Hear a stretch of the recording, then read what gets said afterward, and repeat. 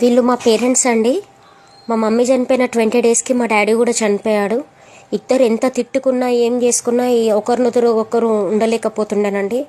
ఎప్పుడు మా అమ్మ ఒక మాట అనేది, నేను ఎప్పుడు పోయినా ముత్తైదుగానే పోవాలి అని అంటుండే. ఆ మాట ప్రకారమే జరిగింది.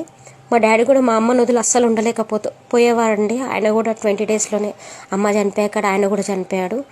చనిపోయాక పరిస్థితి ఎలా అయిపోయిందంటే బ్లైండ్ అనమాట. కళ్ళ ముందల ఏం కనబడట్లేదు. తోడగొట్టినోళ్ళు, అటు చుట్టాలు, అమ్మ తరఫు వాళ్ళు, డాడీ తరఫు వాళ్ళు అందరు ఏంటంటే సైలెంట్ అనమాట. కొందరు మూర్ఖుల ప్రవర్తనతోటి మా మమ్మీకి మా డాడీకి ఈ పరిస్థితి వచ్చింది. కానీ వాళ్ళకి అది న్యాయం కాదండి.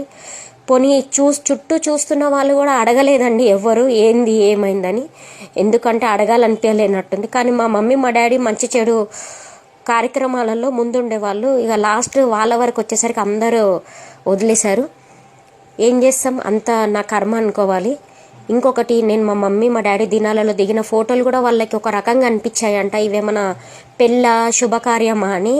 శుభకార్యాలు చేసే వాళ్ళే వాళ్ళు వెళ్ళిపోయారండి. పెళ్ళి అవన్నీ ఎందుకండి మనకి?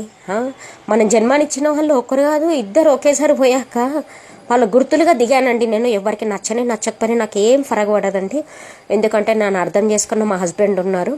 తోడబుట్టినోళ్ళు, చుట్టాలు